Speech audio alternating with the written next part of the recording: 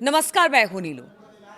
तो देखिए, ईरान और अमेरिका आमने सामने हैं और ईरान से एक बड़ी खबर सामने आ रही है। वो बड़ी खबर क्या है? देखिए, बीच बीच में खबर आती रहती है कि ईरान में भूकंप आया, ईरान में झटके लगे। लेकिन आज जो मैं आपको खबर देने जा रही हूं, उससे तो कह लीजिए कि दुश्मन ने भी तस्दीक उसकी कर दी है कि हाँ, ऐसा हो रहा है। हम बात कर रहे हैं अमेरिका की, और अमेरिका में अब अलग अलग न्यूज़ चैनल हो या अखबार हो, सब ये कह रहे हैं कि बहुत जल्द ईरान परमाणु बम बनाने की ओर आगे बढ़ा है और इस पर तेजी से काम हो रहा है। आप कहेंगे ये कहां से खबर आ रही है? बहुत दिन से खबर आ रही है, लेकिन जो अमेरिका की तरफ से उसके न्यूज़ चैनल और अखबार हैं उसका हवाला दिया गया है। 12 तारीख को कई ऐसे न्यूज़पेपर रहे, और खास तौर पर फॉक्स न्यूज की बात की जाए, उस पर भी इस बात की चर्चा हुई है। अब आपको बताते हैं, 12 मार्च को न्यूयॉर्क पोस्ट में एक आर्टिकल आया जिसमें कहा गया कि देखिए, बहुत जल्द जो इनरिच्ड यूरेनियम है, ईरान उसको लेकर तेजी से काम कर रहा है, यानी कभी भी वो परमाणु बम बना सकता है। और परमाणु बम बनाने की ओर उनके वैज्ञानिक रात दिन इस वक्त काम कर रहे हैं।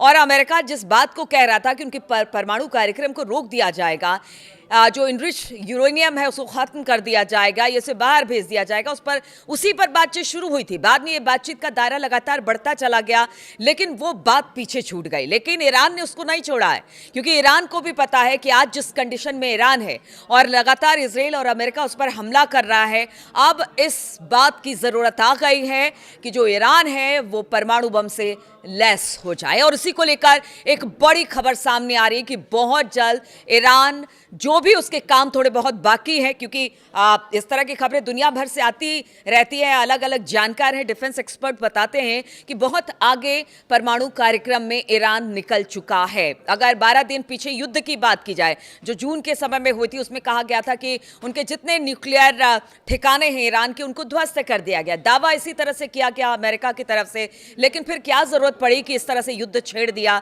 इस वक्त जो युद्ध चल रहा है, आज हम आपको बता दें 14 तारीख है, 15वां दिन है इस युद्ध का, और इस युद्ध के 15वें दिन इस तरह की अगर खबर आती है कि बहुत जल्द जो ईरान है वो परमाणु बम बना लेगा, तो इससे बड़ी बात और इससे बड़ी नाकामी, जिस तरह से हमले किए गए हैं ईरान पर इजराइल और अमेरिका की तरफ से, वो कुछ नहीं हो सकता।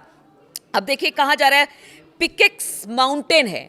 अब तो जो फॉक्स न्यूज़ की बात की जाए या फिर न्यूयॉर्क पोस्ट की बात की जाए, उनका कहना है कि जो पिकेक्स माउंटेन है उसके अंदर इनरिच्ड यूरेनियम रखा गया है, और वहीं पर परमाणु बम बनाने की कोशिश में दिन रात जुटा हुआ है ईरान, और बहुत जल्द इसमें सफलता उसे मिल जाएगी।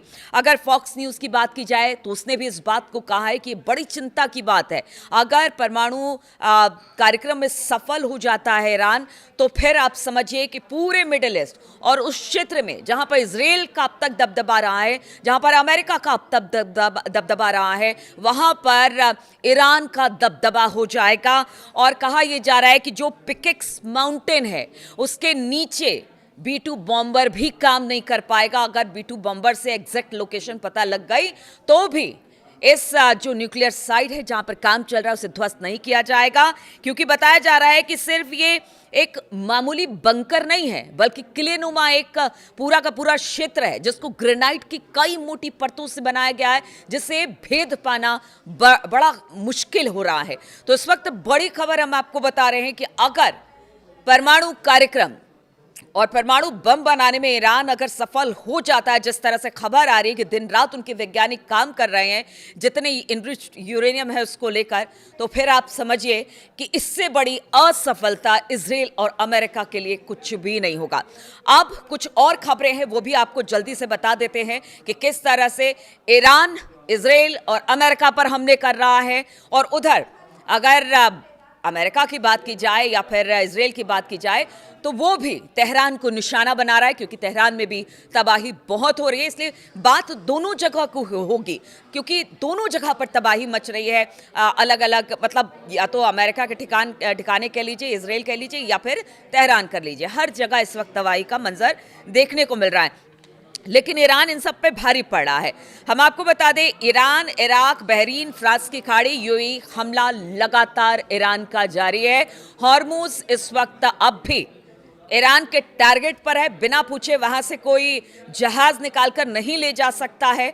और उसने कहा है कि अगर हमसे बातचीत करेंगे, हम हरी झंडी देंगे, जो हमारे साथ है वो हॉर्मुज से निकल सकता है, जो हमारे साथ नहीं, जो हमारी बातों को नहीं मानेगा, उनके जहाजों को निकलने नहीं दिया जाएगा। इधर अगर बात की जाए अमेरिका की, जबरदस्त दबाव इस वक्त अमेरिका और डोनाल्ड ट्रंप पर है कि जिस तरह से तेल और गैस की कीमत बढ़ रही है, उसका असर अब अमेरिका पर भी देखने को मिला है। इसलिए कहा यह जा रहा है कि जो डोनाल्ड ट्रंप के करीबी हैं वो चाहते हैं कि इस युद्ध को खत्म किया जाए या इस युद्ध को खत्म करने की समस्या का हल निकाला जाए। लेकिन एक धड़ा आज भी मानता है कि नहीं, जब तक ईरान खत्म नहीं हो जाएगा तब तक उस पर हमला जारी रखा जाए।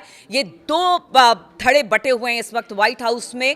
और इधर अमेरिका में भी तेल और गैस की कीमत लगातार बढ़ती जा रही, यानी दबाव ट्रंप पर बहुत ज्यादा है। इधर अगर बात की जाए तो अंडर वाटर मिसाइल से लगातार ईरान हमले कर रहा है। पीछे हमने देखा था कि किस तरह से अलग अलग जगह पर, अब तो ओमान जो मध्यस्थता कर रहा था वहां पर भी हमला लगातार देखने को मिला है। मस्कट में 2 धमाके बताए जा रहे हैं और यूएई के बुर्ज खलीफा पर भी ड्रोन से हमला किया गया, लेकिन बताया जाता है कि ड्रोन को इंटरसेप्ट कर लिया गया है और उसका एक मलबा बुर्ज खलीफा पर गिरा है, लेकिन बहुत ज़्यादा नुकसान नहीं हुआ है। लेकिन आप समझिए कि किस तरह से दुबई में एक आइकॉनिक बिल्डिंग है बुर्ज खलीफा, अगर उसको किसी तरह का नुकसान होता है तो फिर आप समझिए कि किस तरह की दिक्कत इस वक्त यूएई के लिए है और बाकी देशों के लिए वहां पर बनी हुई है।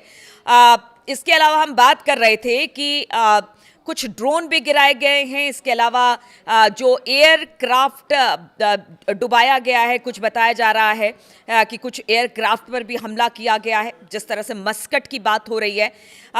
और जो इनके अंडर वाटर मिसाइल है ना, वो काफ़ी ज़्यादा कह रहे हैं कि अब खतरनाक होती चली जा रही है स्ट्रेट ऑफ हॉर्मुज में।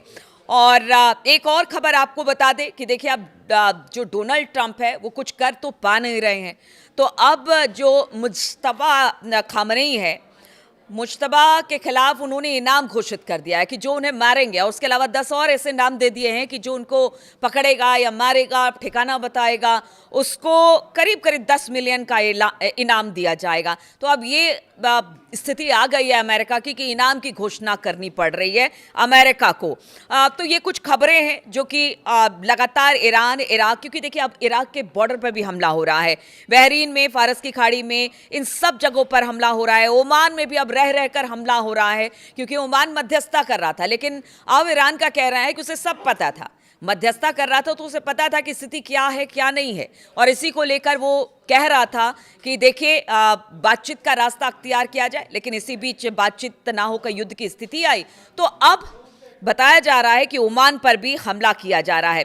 इधर जो स्ट्रेटेजी बनाई है ईरान ने, उसकी पूरी दुनिया भर में तारीफ तो नहीं कहेंगे, लेकिन हाँ, सर्वाइवल के लिए जिस तरह के प्लान ईरान ने बनाए थे अमेरिका और इजराइल के खिलाफ, वो अब कारगर साबित होते चले जा रहे हैं। देखिए पहले तो जिस तरह से अमेरिका और इजराइल ने युद्ध छेड़ा, ईरान ने उसका जवाब दिया, उस जवाब का तो बिल्कुल उसकी उम्मीद ही नहीं थी अमेरिका और इजराइल को। पहले हमला अमेरिका और इजराइल की तरफ से हुआ, और जब ईरान ने हमला किया तो सबसे पहले रडार खत्म किए, अमेरिकी एयरबेसिस को उड़ाया, या कह लीजिए कि तेल अवीव में घुसकर वहां पर सैन्य ठिकानों को तबाह किया। उसके बाद हॉर्मुज को चोक किया, बंद किया, और अब बताया जा रहा है कि खास तौर पर जो आर्थिक टारगेट है उसको करने की दिशा में अब ईरान आगे बढ़ा है, जिसमें कि बैंक, तेल टर्मिनल, यूएस इजरायली कंपनियां, स्टॉक एक्सचेंज, शिपिंग यार्ड, ये सारी चीजें शामिल हैं। अगर इन पर चोट करता है ईरान तो कितना नुकसान होगा, क्योंकि इन सब जगह पर अमेरिका का पैसा लगा हुआ है।